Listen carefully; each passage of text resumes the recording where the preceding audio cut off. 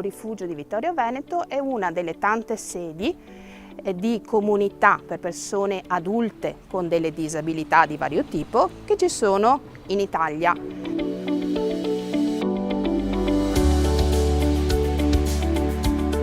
Ogni mattina entro nella struttura e ho l'energia per affrontare una quotidianità nuova, proprio perché questo lavoro si fa sia con le competenze, con lo studio, con la formazione continua, ma si fa anche con il cuore. Mi ha spinto a fare volontariato la volontà di impiegare un po' del mio tempo libero per gli altri.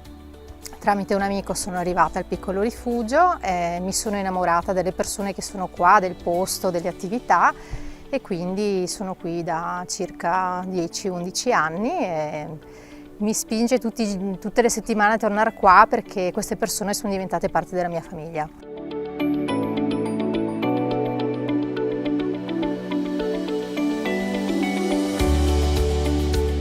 Sono felice quando sento di aver raggiunto gli obiettivi per quella giornata, quando ho visto le persone contente, quando vedi emergere un aspetto nuovo delle persone e quando in qualche maniera hai anche un riscontro positivo, un ritorno di tutto quello che hai compiuto in quella giornata, e quando anche con il gruppo di lavoro c'è una sintonia e si riesce ad andare insieme verso gli obiettivi delle persone che vogliamo raggiungere. Il lato più bello del mio lavoro è andare a casa contenta tutti i santi giorni, quindi il fatto di essere riuscita a fare quello che volevo fare da grande. Con gli ospiti si fanno diverse attività, che può essere semplicemente uscire a fare una passeggiata, a bere un caffè, a mangiare una pizza, o a volte organizziamo delle gite, facciamo attività con altre associazioni. E poi durante le vacanze del periodo estivo organizziamo anche dei soggiorni al mare e in montagna per stare insieme un po' più tempo e tutto il giorno. Come dico spesso, non lavoriamo con i bulloni e quindi non fabbrichiamo oggetti, non facciamo fatturato, siamo persone che si relazionano ad altre persone, siamo educatori che cercano di dargli la possibilità di essere pronti ad affrontare le cose della vita e fare cose che a loro interessa e cose che gli fanno stare bene.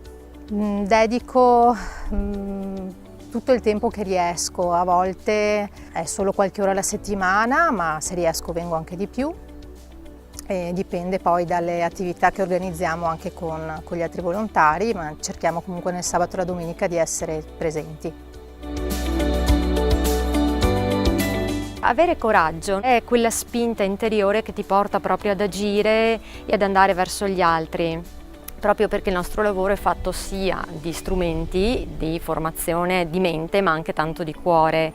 È quell'energia per cui nascono le idee, e le idee nascono quando fai le cose proprio con quella forza interiore, con quell'amore, con quella gioia proprio di fare quello che tu ritieni importante, quello che ti piace. Secondo me il coraggio nel mio lavoro è capire, provare, sperimentare quello a cui voglio riuscire ad arrivare con questi ospiti, mettere in conto di sbagliare e avere il coraggio di ripartire. Mettersi in gioco quando sai che qualcosa ti spaventa e sai che hai dei limiti, però decidi lo stesso di provare, di buttarti.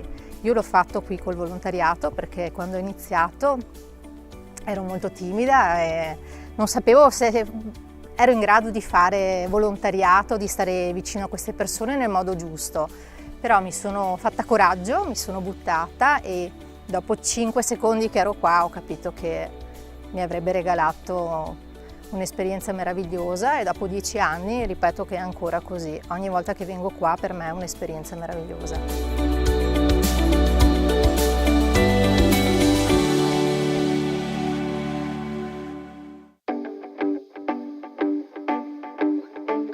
Oggi abbiamo fatto un'esperienza di videomaking e ci siamo divertiti. Questa esperienza è stata molto bella, mi ha insegnato molto anche e soprattutto da un punto di vista della struttura, non essendoci mai stata, non avendo mai visitato anche gli ambienti interni. Questa esperienza è stata bellissima perché ho potuto capire come vivono e cosa fanno delle persone disabili che prima non ne avevo totalmente idea. E abbiamo fatto un video dove raccontiamo di questi volontari e lavoratori che aiutano queste persone tutti i giorni. È stata una bella esperienza inoltre perché ho imparato il videomaking. Ci sono state molte cose belle, per esempio le riprese video, comunque le interviste che mi hanno comunque affascinato. Consiglio a tutti, soprattutto a chi magari piace di più la creazione e il montaggio di video, perché grazie a queste esperienze si può imparare anche molto.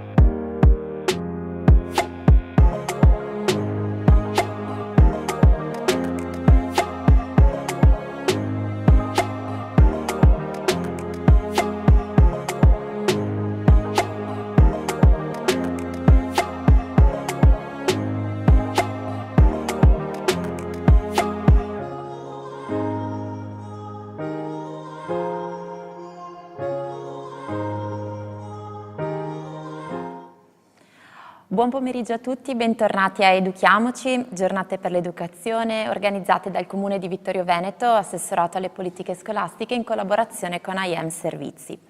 Ringraziamo gli enti che hanno concesso il patrocinio a questa iniziativa e tutti i numerosi partner che la sostengono a vario titolo.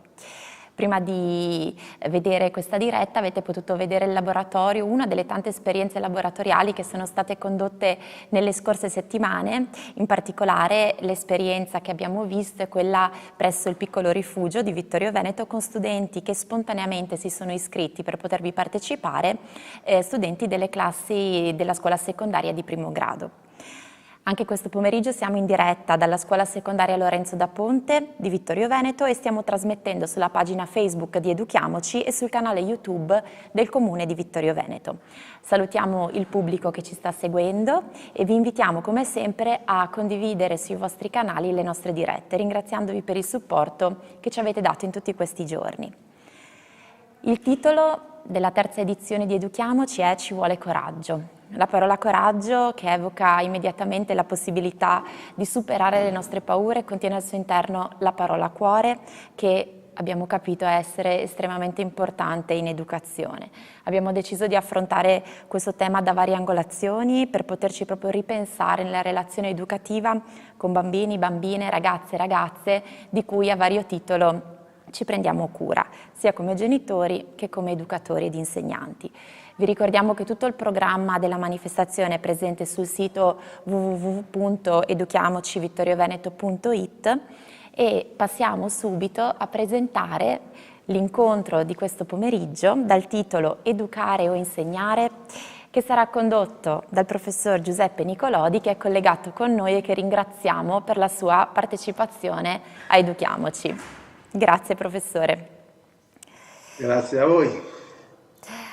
Allora quest'oggi parleremo di prestazione e di giudizio, che spesso diventano nemici dei bambini, degli studenti, che se vengono investiti di grandi aspettative uniformanti spesso sviluppano malessere e poca fiducia in se stessi. Ci interessa capire invece come poter mettere da parte il dover fare a favore del poter essere di ciascuno, e ne parliamo appunto con il professor Giuseppe Nicolodi, professore, psicologo, psicomotricista, terapista della neuropsicomotricità dell'età evolutiva, già docente presso le Università di Trento, Bologna e Verona, insegna oggi presso la Scuola Chiron di Milano e il Master di Psicomotricità di Bergamo.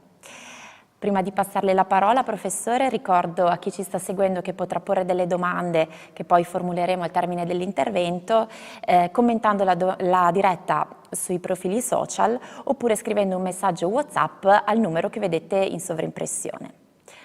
Lascio quindi la parola al professor Nicolodi e auguro a tutti un buon ascolto. Grazie. Grazie a voi. Sì, allora partiamo da questa distinzione, educare o insegnare.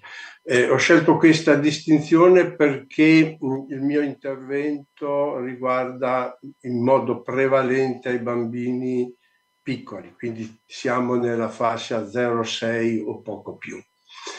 Quindi diventa prevalente la parte educativa rispetto all'insegnamento, ovviamente. Per illustrarvi questo vi riporto un attimo all'etimologia delle parole che conoscete, no? Allora, insegnamento o istruzione cominciano per in, educare per e. Allora, capite anche voi che sono due parole che in latino si riferiscono a moto, a luogo, cioè sono parole che identificano due personaggi che abitano in spazi diversi, che si muovono. In vuol dire che uno va verso l'altro, in questo caso è l'adulto, perché è sempre l'adulto nei confronti del bambino che è il protagonista, insomma, è lui il depositario del sapere, del volere e del potere. Quindi in vuol dire che è l'adulto che va verso il bambino per istruire o insegnare. Struere in latino vuol dire mettere a posto, ordinare.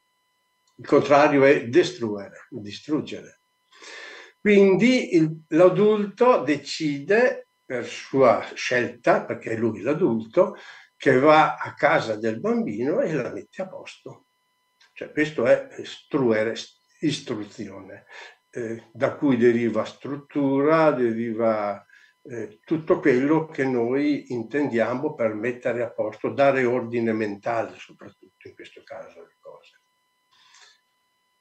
Educere è tutta un'altra cosa e vuol dire che è una particella di moto al luogo, è il bambino che esce.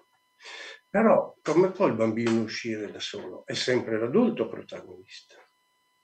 Quindi diciamo che è un movimento in cui l'adulto decide di uscire da casa sua, va verso il bambino e lo porta a casa sua. Questo è educere. Qual è la sua casa? La vedremo dopo. Però in questo momento mi serve soprattutto sottolineare che tipo di relazione c'è sotto queste due situazioni. Andare a casa di qualcuno a mettergli a posto la casa è un tipo di relazione, ovvio. Non si va a casa degli altri e uno non accetta di aprire la propria casa a un estraneo. Ma andare a casa di qualcun altro e chiedergli di venire ad abitare a casa mia, guardate che è una relazione molto più impegnativa. Diciamo che o è il massimo dell'alienazione, si rende schiava una persona, o il massimo della strutturazione, una proposta di matrimonio. Allora, questo per dirvi che differenza c'è a livello di relazione tra queste due modalità. Istruire è l'adulto che dice al bambino: io ti do un pezzo della mia vita, cioè un pezzo di me, la mia mente, le mie competenze, per rendere anche te competente. Questa è l'istruzione. Educare? No. Educare, io non posso dire ti do un pezzo di me, ti do tutto di me. E il bambino chiede tutto. Perché l'educazione non avviene attraverso l'offerta della propria mente. L'educazione avviene attraverso l'offerta di tutto se stesso, di tutto il proprio corpo. E sto parlando del corpo significante, cioè del corpo inteso come comunicazione. Allora è una professione molto impegnativa. Allora capite che per una proposta di matrimonio ci vuole almeno un consenso. Avete chiesto al bambino prima: vuoi venire a abitare da me? E il bambino cosa avrebbe risposto? Cosa risponde? Avete mai sentito i vostri bambini piccoli, sto parlando di bambini appunto sotto i 6 anni, che chiedono alla persona per lui importante, tipo la mamma, il papà, la maestra: istruiscimi, allenami, dammi tante competenze? Io non l'ho mai sentito. Io ho sempre sentito i bambini dire una cosa molto chiara e molto semplice: guardami. Allora cosa vuol dire guardami? Appunto, è esattamente quello che il bambino chiede: vieni, dammi tutto di te e portami dove sei tu. E vediamo dov'è questa situazione. Allora la situazione che voglio presentarvi è molto più profonda e molto più impegnativa per gli adulti che devono fare questo passo. Educare non è istruire. Tanto è vero che nel nostro ordinamento di stati civili attualmente abbiamo il Ministero della Pubblica Istruzione, non c'è il Ministero della Pubblica Educazione. Perché l'educazione non è competenza del Ministero, è competenza di tutti gli esseri umani, di tutto il genere umano, di tutti gli adulti che hanno una relazione significativa col bambino. Okay? Allora, attenzione che quando si mette in gioco il corpo e la relazione corporea, sto parlando del corpo significante, quindi del corpo a livello comunicativo, allora uno non si può nascondere dietro il sapere. Gli insegnanti possono nascondersi dietro la cattedra, i sanitari possono nascondersi dietro il camice bianco, gli educatori no. Gli educatori a questo livello sono il re è nudo, diceva nella favola, e i bambini nascono nudi perché hanno bisogno delle persone che li rivestano dei loro pensieri.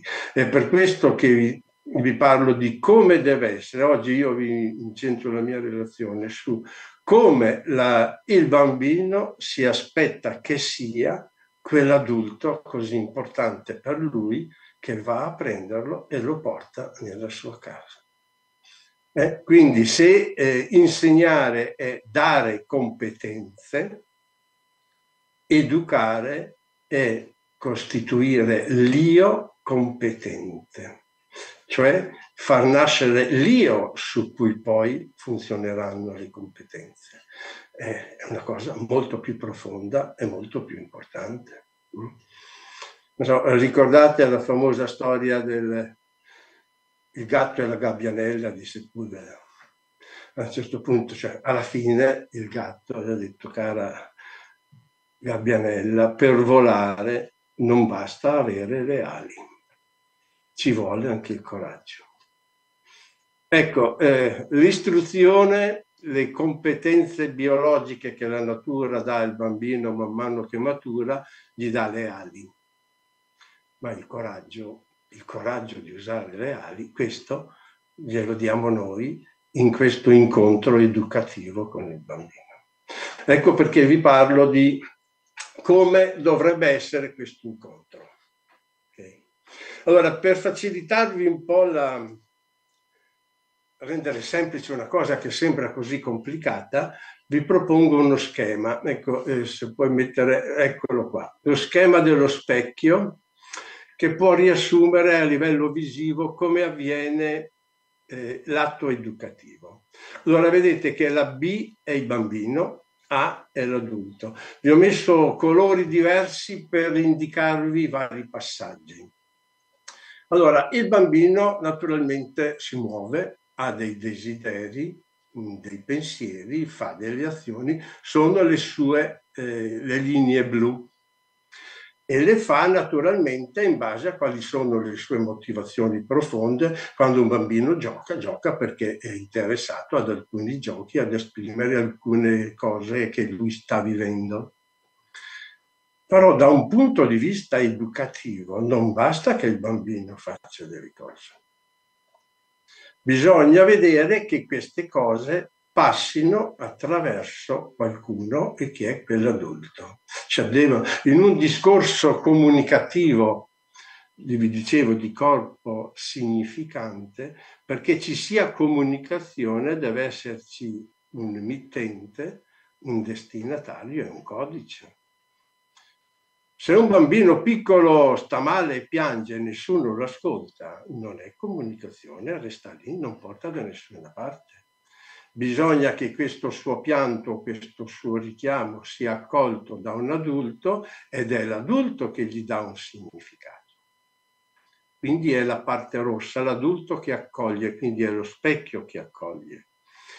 Però come risponde l'adulto al richiamo del bambino? Vedete che è la linea verde. Questa linea verde non è quello che il bambino ha detto. Non è neanche quello che l'adulto sente, è l'insieme delle due. Cioè è come l'adulto reagisce, sente, in base a quello che il bambino sente. Quando il bambino dice mamma, maestra, guardami, in pratica vi sta dicendo: caro adulto, voglio sentire che tu senti quello che io sento, ma quello che tu senti sulla mia sensazione me la devi restituire. Ecco la linea verde. Allora è quella linea verde che vedete che entra nella B e riempie quella B di verde, che è un insieme tra verde e blu, cioè quello che il bambino vive e quello che riceve del vissuto degli adulti. Allora l'atto educativo è questo che vi dicevo di importante. L'atto educativo vuol dire che l'adulto va dal bambino, lo accoglie, e gli restituisce quello che lui ha vissuto. Però quello che lui ha vissuto non è il vissuto del bambino, è il vissuto dell'adulto sul vissuto del bambino. E qui entra in gioco tutto il discorso importante a livello educativo. Guardate, vi faccio un breve riassunto ora, spiegandovi tutto questo a livello scientifico. Questa cosa è un qualcosa di talmente semplice e banale che l'umanità l'ha sempre fatto. Io penso che quando Eva ha avuto il suo primo figlio, che è andato sull'albero di mele, gli ha detto: mamma, guardami.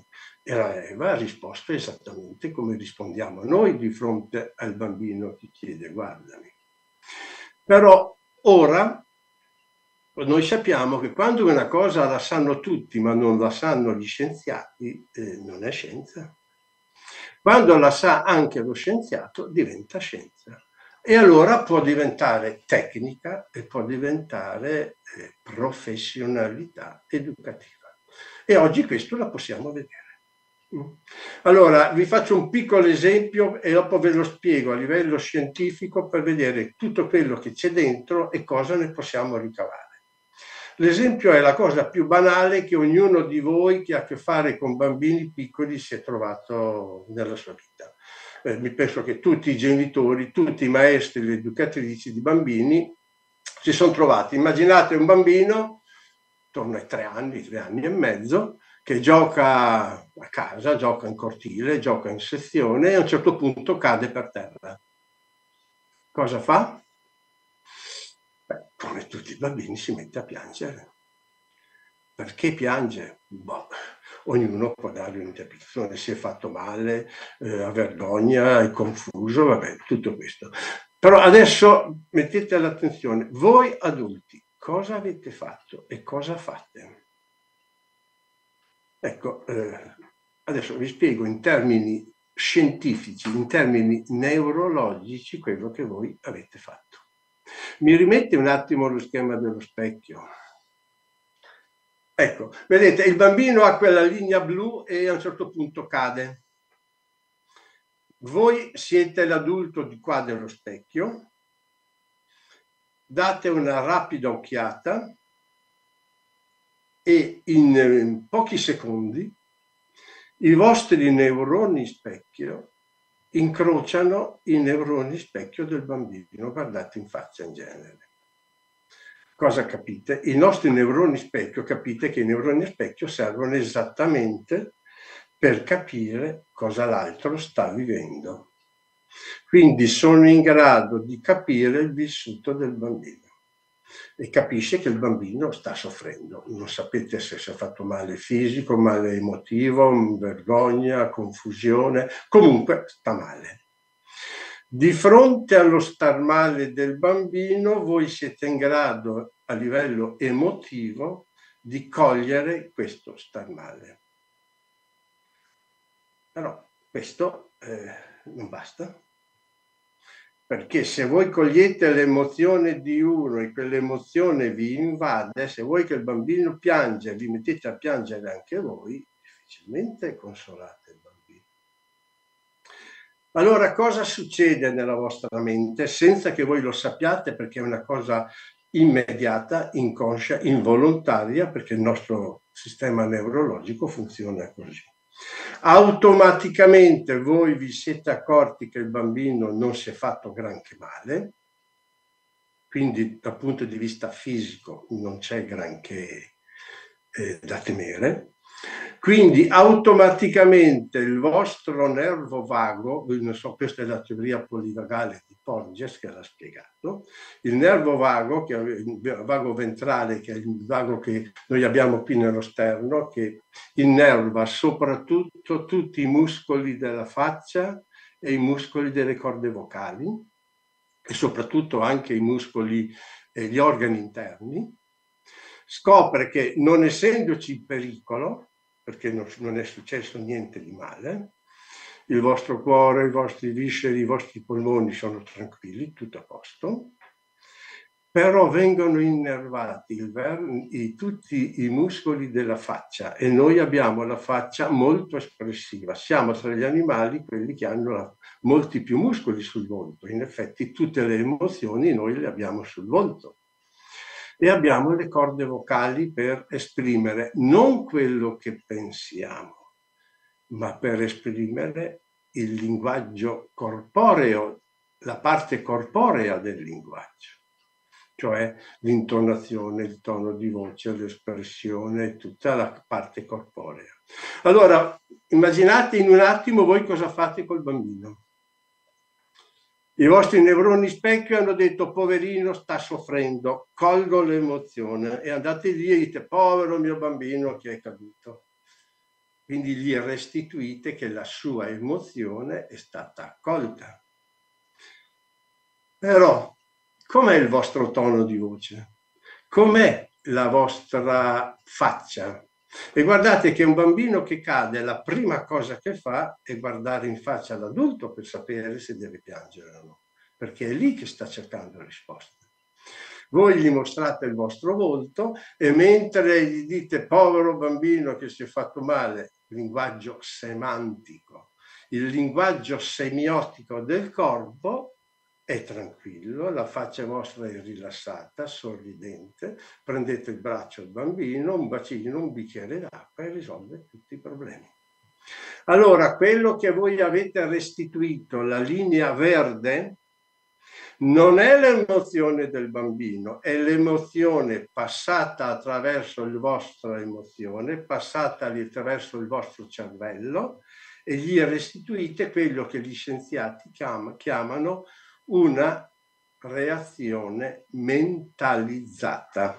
Capite? Mentalizzata vuol dire che è passata attraverso un vostro pensiero. Ora, non necessariamente questa mentalizzazione vuol dire che voi l'avete fatta volontaria, che è cosciente. Si fa in modo spontaneo. Però mentalizzata vuol dire che è possibile farla passare attraverso un pensiero. Ecco cosa vuol dire educare. Quando vi dicevo voi prendete il bambino a casa sua e lo portate a casa vostra, questa è la nostra casa, un mondo mentalizzato, cioè il bambino è introdotto nella vita psichica.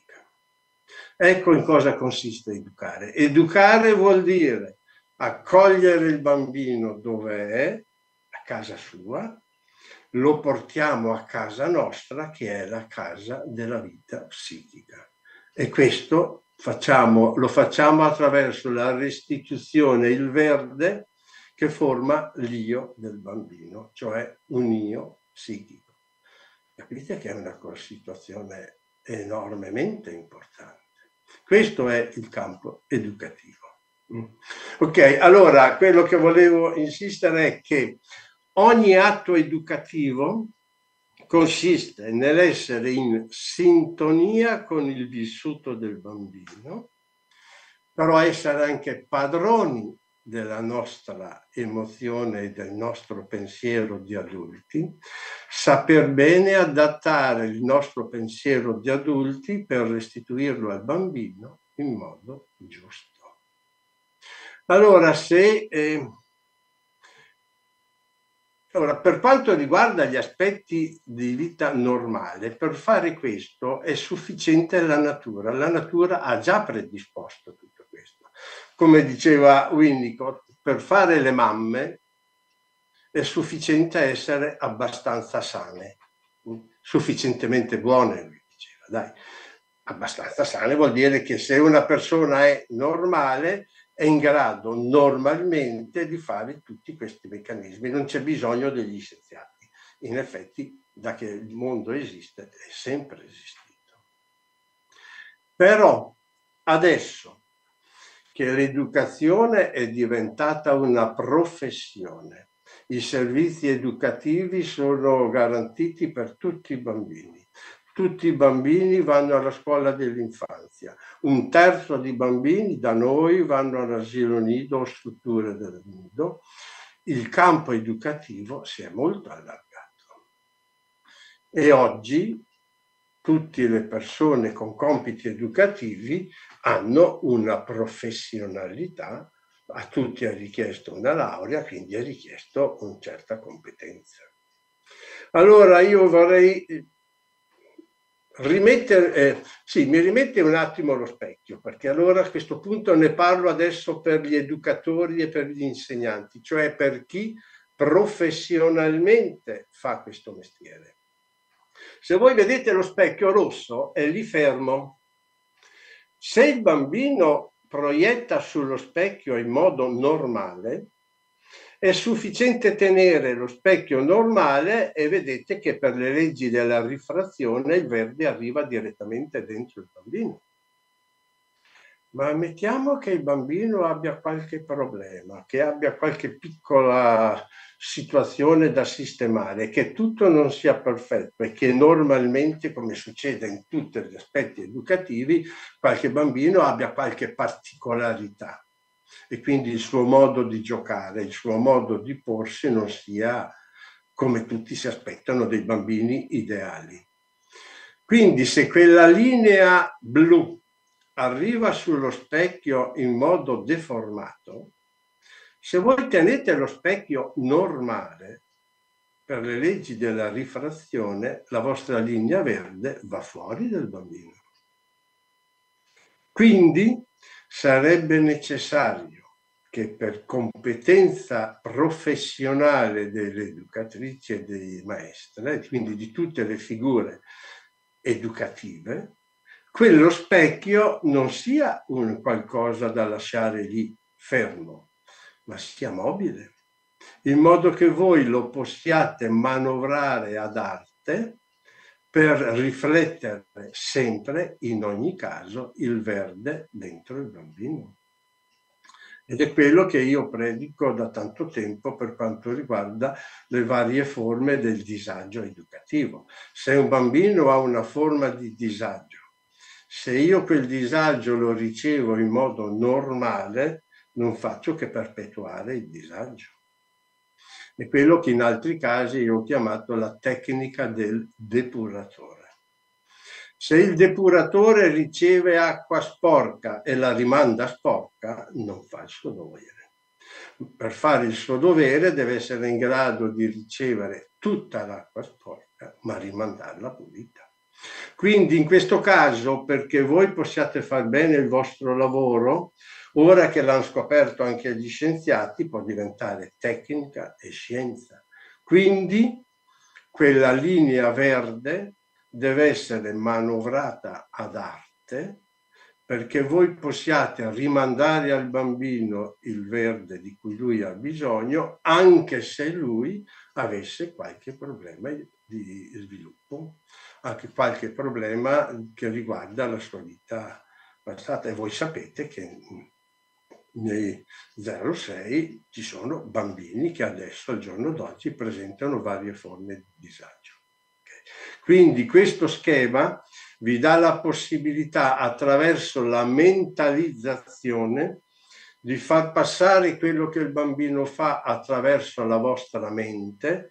La vostra mente adesso è formata con l'arte educativa e voi sapete che se un bambino fa una cosa, non lo fa perché ce l'ha con voi, ma perché lui ha un problema e voi siete in grado di capire come accogliere senza subire e rimandare a lui quello di cui lui ha bisogno. Quindi se volete cambiare qualcosa, non si può cambiare la linea blu dicendo al bambino di essere così gentile di cambiare. Il blu lo si cambia attraverso il verde. Quindi attraverso la pedagogia dell'accoglienza che è possibile saper accogliere, restituire, per rimettere in moto le linee normali. Ok? Allora è su questo schema che io vi invito adesso a ragionare di come l'adulto dovrebbe essere perché questo funzioni. In pratica il bambino vi chiede di essere adulti competenti per poterlo aiutare, sostenerlo lungo il suo processo evolutivo. Va bene, leviamo pure lo schema adesso, così almeno ci vediamo in faccia, cioè voi mi vedete. Okay. Se volete su questo ci possiamo ritornare se avete domande specifiche. Io vi parlo di questo modello per poter introdurre tutte quelle che sono le vostre competenze o i vostri doveri per essere a fianco del bambino, per poter fare un'adeguata manutenzione dei suoi aspetti evolutivi, che sono soprattutto attraverso il gioco o attraverso l'assistenza al gioco, appunto, o attraverso l'assistenza ai vari comportamenti che il bambino esprime, soprattutto per quanto riguarda il processo di attaccamento, che nei primi anni è quello su cui si fonda poi le vere competenze dell'io, e dell'io competente. Stiamo parlando di bambini sotto i 6 anni, dove tutto avviene su queste due grossi funzioni: saper giocare bene, e se il bambino da solo non è in grado di giocare bene, l'adulto è in grado di intervenire per aiutarlo a giocare bene, anche se lui non ci riesce. Attraverso la linea verde, il bambino, cioè l'adulto, può in ogni momento intervenire e mettere a posto le cose. Allora, adesso brevemente vi do alcune indicazioni di come il bambino si sognerebbe che fosse l'adulto a lui vicino, perché questo circuito possa funzionare e che lui possa ricevere tutto il verde di cui ha bisogno per fondare il proprio io.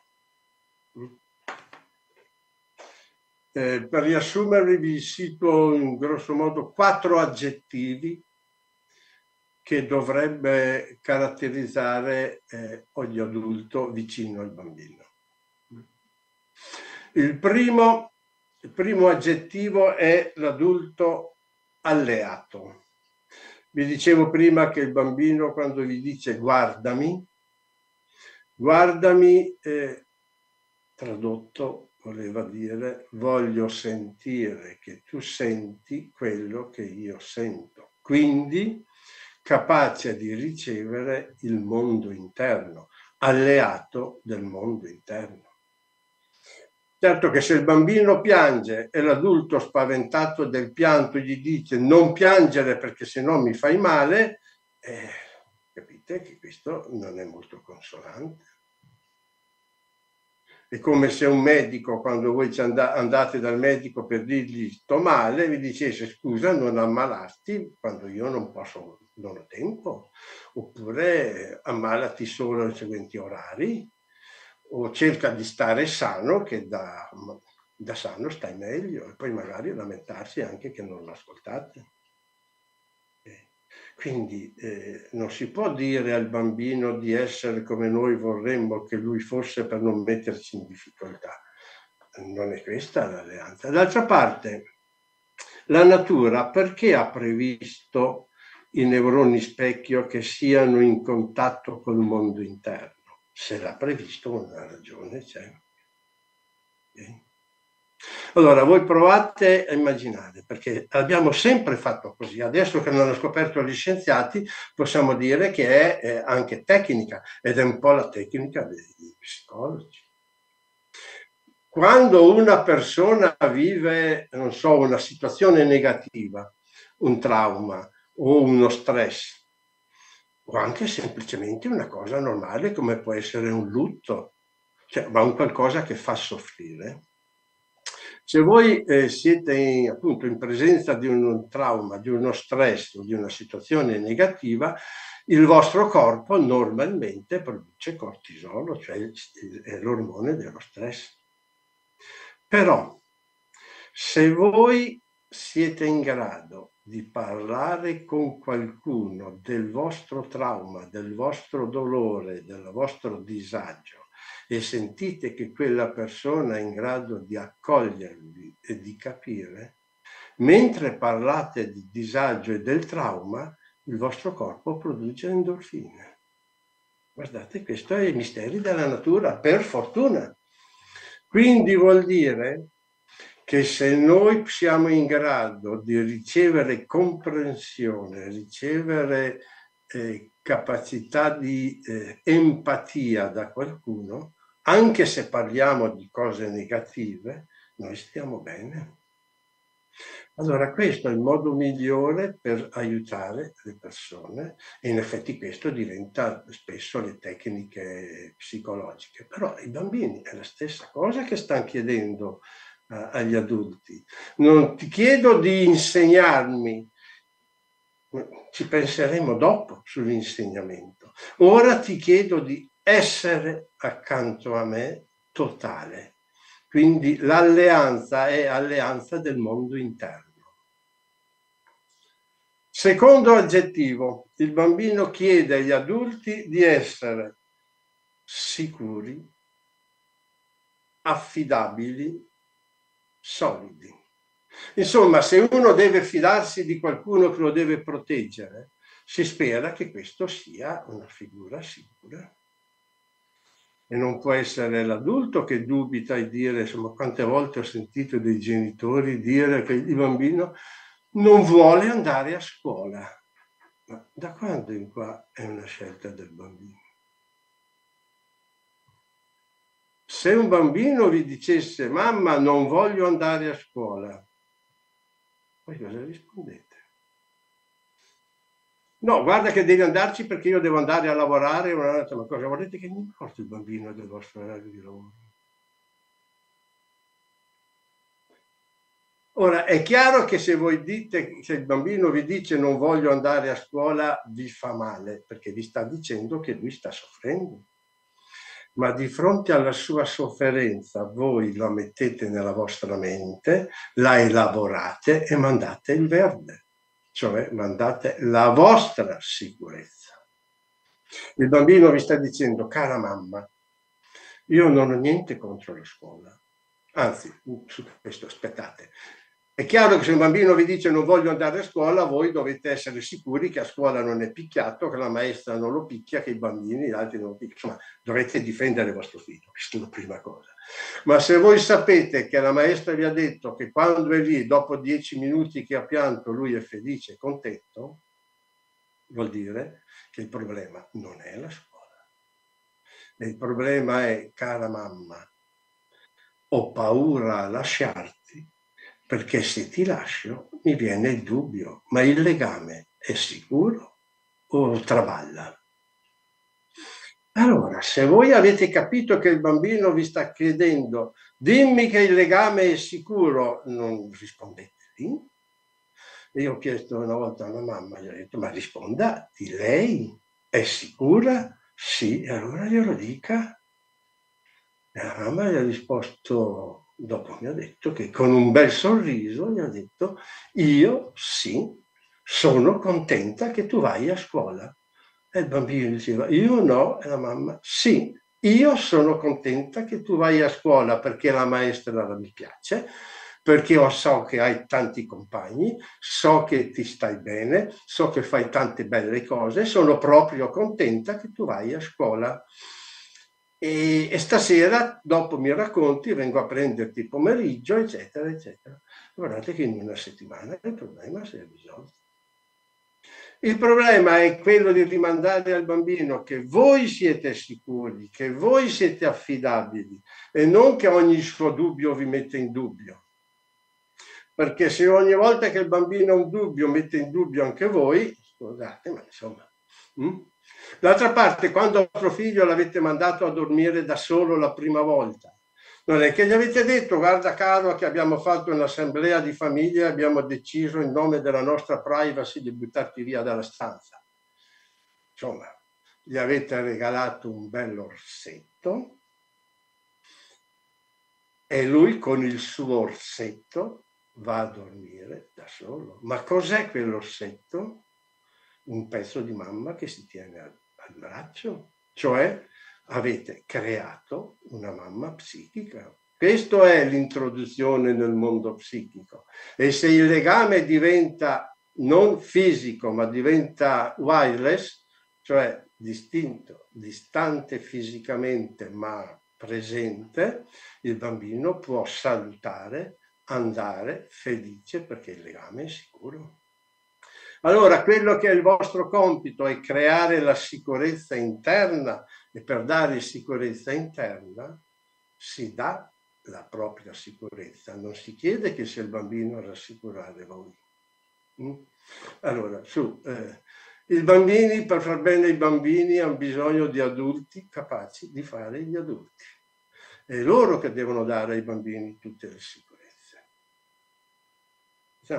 Terzo aggettivo.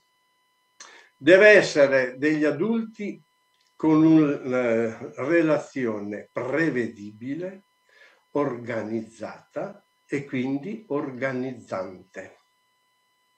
Il che vuol dire che il bambino è sempre circondato da un gruppo di educatori, ma questo deve essere, tutti devono avere una regia educativa unica. Quindi il bambino deve sapere che se la mamma dice una cosa, il papà può dirne un'altra, ma sono d'accordo loro due. E non che uno squalifica l'altro, perché questo è disorganizzante.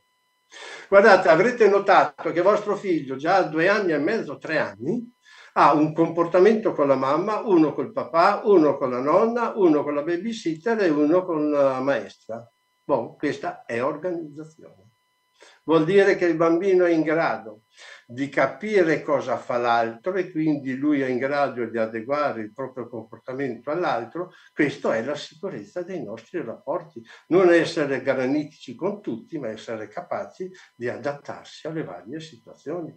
E questo lo fa se il bambino è sottoposto a comportamenti organizzati e quindi diventano organizzanti per lui nella propria mente e dei propri rapporti.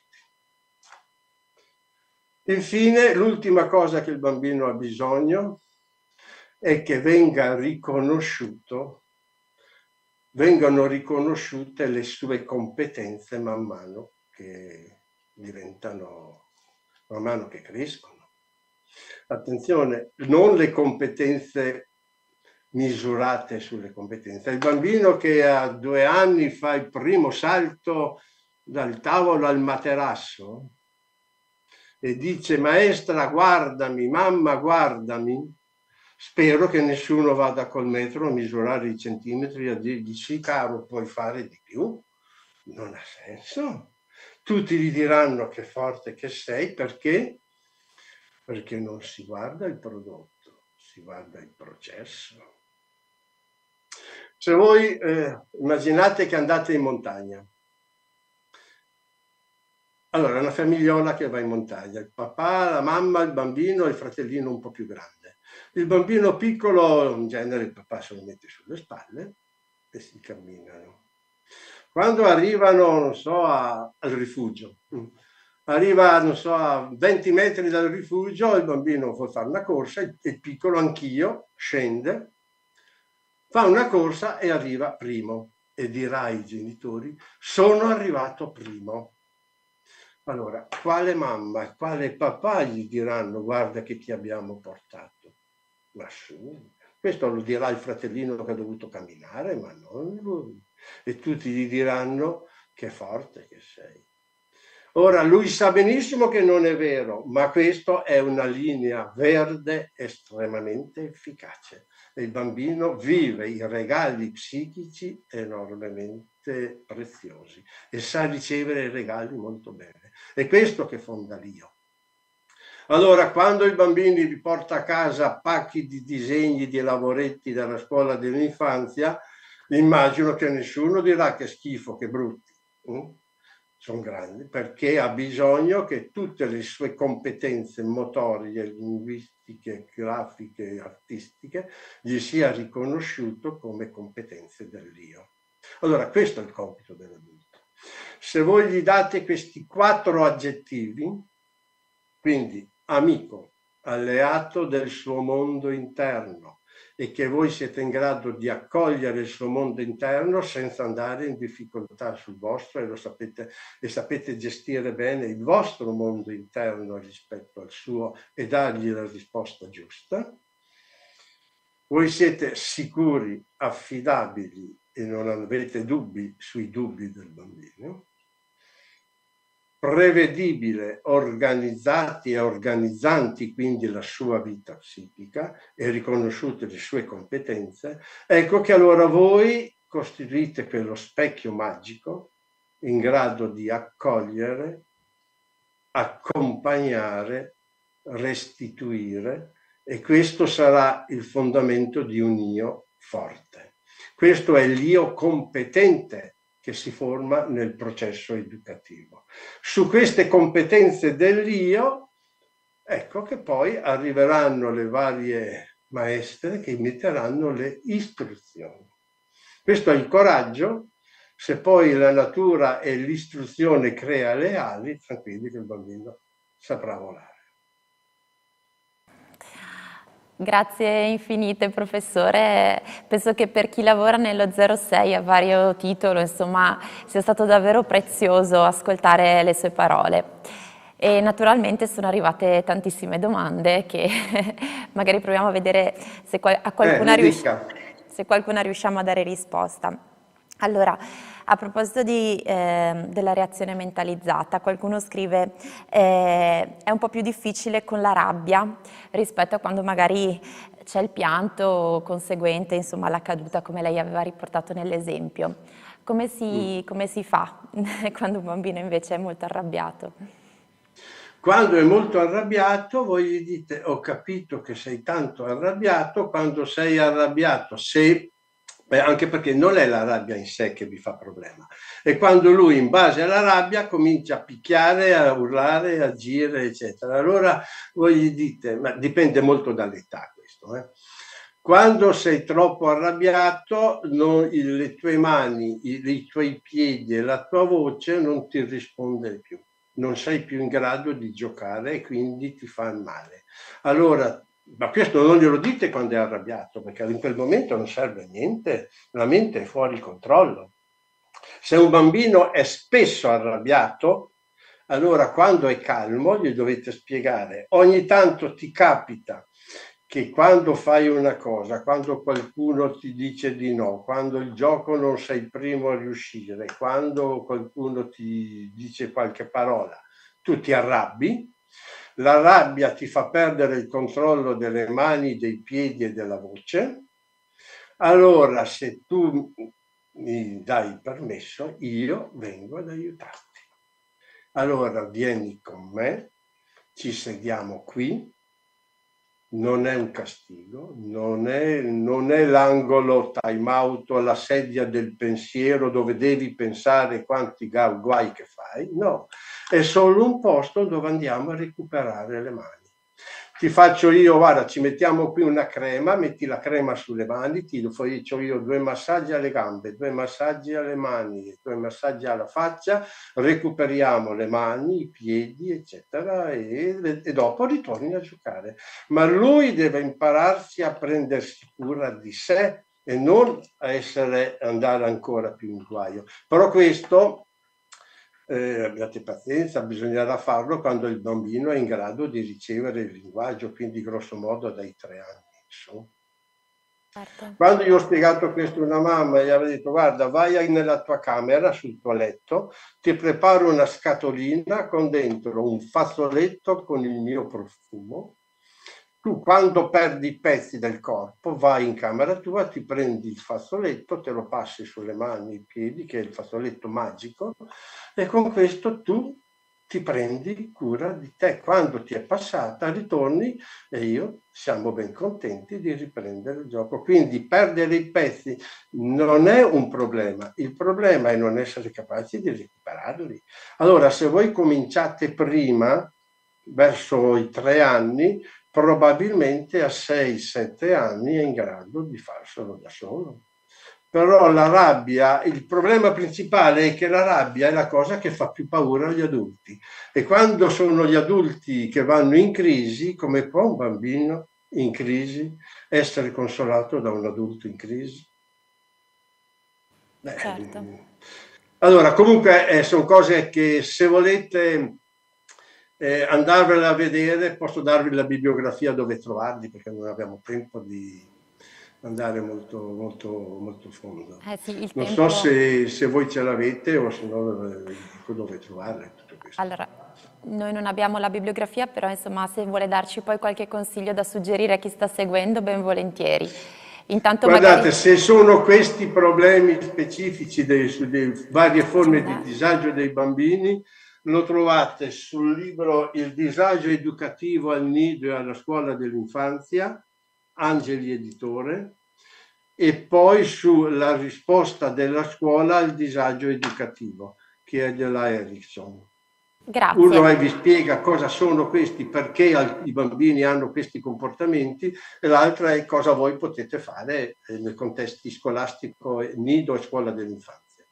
Se proprio volete andare avanti, c'è quello, il disagio educativo alla scuola primaria, sempre Angeli Editore. Grazie mille. E un'altra domanda che è arrivata a proposito dello sguardo e della richiesta di essere guardati. Secondo lei, due sono le domande, secondo lei i bambini lo chiedono perché manca lo sguardo a priori, quindi perché si sentono poco guardati? E poi un'altra domanda, sempre in relazione allo sguardo, ci sono alcuni bambini che lo temono e lo dimostrano attraverso i loro comportamenti. Come porsi con loro nella relazione educativa? Allora, non è detto che il bambino che chiede di essere guardato vuol dire che per forza è carente. Tutti vogliono essere guardati. Non esiste persona che non si costruisce fuori dallo sguardo di un altro. Guardate che un bambino è veramente autonomo non quando fa quello che vuole, ma quando fa volentieri quello che gli piace, ma lui si sente dentro lo sguardo di un adulto, dentro la mente di un adulto e vicino al cuore di un adulto. È la condizione, uno non può crescere sapendo che è abbandonato fuori dalla mente degli adulti, non si forma. L'uomo, diciamo, il filosofo ha detto penso quindi sono, ma dal punto di vista educativo un bambino dirà sono stato pensato e sono pensato quindi sono. Poi dopo ci sono modi diversi di guardare. Guardate che lo sguardo non è una caratteristica oculistica, è una cosa mentale. E quindi i bambini, non so cosa vuol dire, non vogliono essere guardati. Tutti i bambini devono sentirsi nello sguardo di qualcuno, non necessariamente sempre fisicamente attuato. Ci sono dei bambini che hanno bisogno anche di giocare da soli, ma giocare da soli non contro l'adulto, ma perché si sentono dentro la mente dell'adulto e i bambini devono sentirsi questo. Se un bambino scappa dalla mente, dagli occhi degli adulti per fare qualcosa, vuol dire che gli sta dicendo che qualcosa non c'è che funziona. Ma normalmente qualunque bambino, quando fa un gioco molto interessante e emotivamente importante, è in grado di offrirlo all'adulto. Se un bambino salta e salta tutta l'ora da solo e non vi guarda mai, voi provate a mettervi davanti e guardarlo. Se lui si accorge che voi lo guardate, fa un bel salto e poi è in grado di sorridervi, ti piace, voi dite sì, vai avanti tranquillo, non hai bisogno di me, perché è in grado di farlo da solo. Ma se invece fa un salto di nascosto ed è un salto stereotipato o un salto fatto nel posto sbagliato, nel modo sbagliato, vuol dire che sta cercando il vostro sguardo apposta e quindi vi sta provocando, ma provocare vuol dire chiamare in modo sbagliato, vuol dire che c'è qualcosa che dovete andare a vedere. Grazie, grazie mille. Un'altra domanda che arriva da Rossella: a scuola come si possono aiutare quei bambini molto insicuri che tendono a imitare in tutto e per tutto i compagni più carismatici e dominanti? Intanto distinguiamo, i bambini gregari non è di per sé una colpa essere gregari, purché i bambini che imitano i bambini più grandi, dopo anche loro trovino soddisfazione vera. E se uno per essere, insomma, diceva, qualcuno ha detto che è stato uno pigro che ha inventato la ruota. Insomma, quindi se uno trova qualcuno che lo guida, però dopo riesce a far suo il gioco, è giusto così.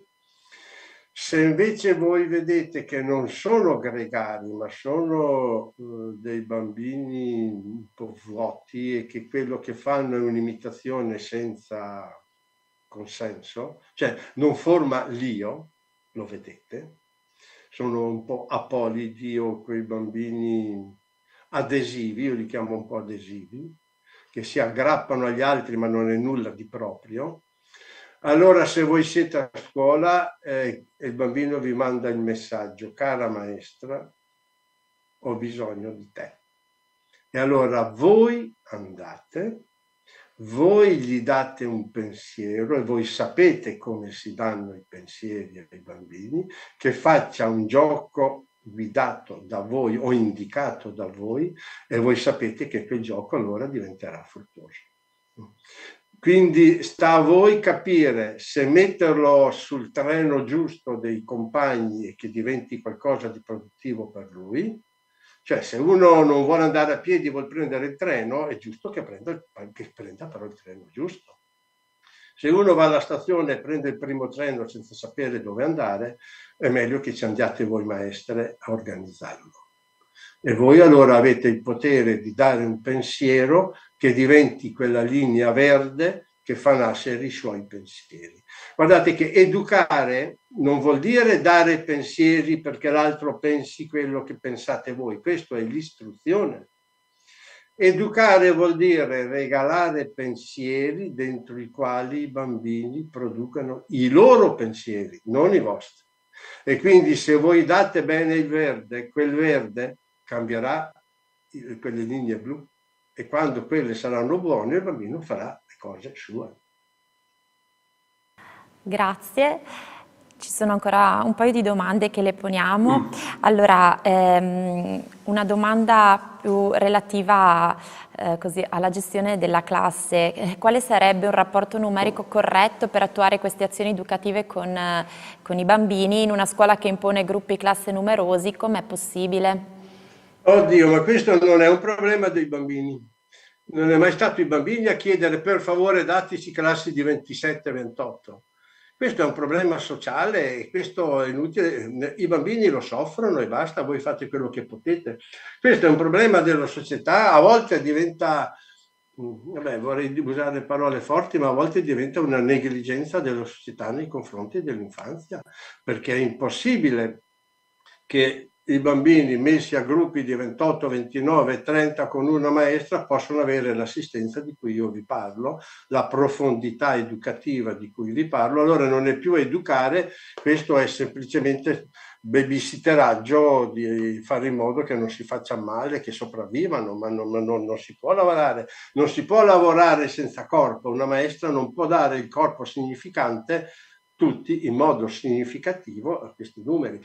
Ma questi sono problemi sociali, non sono problemi educativi dei bambini. Purtroppo i bambini lo soffrono. Certo, certo. E un'ultima domanda che viene da Silvana, che chiede come aiutare un bambino che va spesso in crisi quando perde ad un gioco o non arriva primo. Allora vuol dire che il problema è l'io che è talmente fragile che di fronte a ogni... è come se uno avesse un sistema immunitario così fragile che quando viene una piccola brezza si prende tutto. Allora, come si fa? Con le vaccinazioni. Cioè, aiutatelo a creare l'io un po' più forte in modo che poi lui, di fronte alla sconfitta, non viva il dramma. Ma è solo lì. E quindi sono quei bambini che probabilmente hanno più bisogno di voi e più essere rinforzati, perché è solo i bambini forti che riescono a superare la frustrazione che non è così tragica. Se la vivono in modo tragico e vogliono sempre essere i primi, vuol dire che l'io è così fragile che basta un piccolo ruffolo di vento e si prendono. Sono bambini che hanno più bisogno di voi. Il modo di farlo dovete inventarlo, non posso dirvelo adesso, cioè, è un qualcosa che riguarda più, ci sarebbe un discorso molto più ampio. Comunque se andate a vedere i testi che vi ho detto trovate molte indicazioni. Grazie mille, grazie di tutto professor Nicolodi, penso che la panoramica che ha fatto permetta veramente vari approfondimenti e comunque abbia regalato anche delle risposte, degli spunti importanti, nonostante il poco tempo insomma, per trattare questi argomenti così pieni.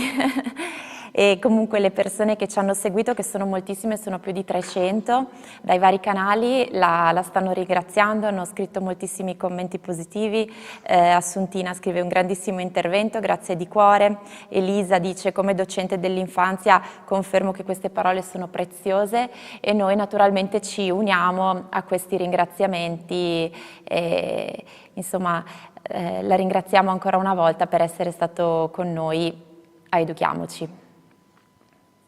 Saluto a tutti, allora io non vedo nessuno, ma vi saluto lo stesso. Certo, allora noi andiamo in chiusura di questo incontro. Come sempre il Comune di Vittorio Veneto, assessorato alle politiche scolastiche, vi ringrazia di cuore per aver partecipato anche a questo incontro di oggi pomeriggio.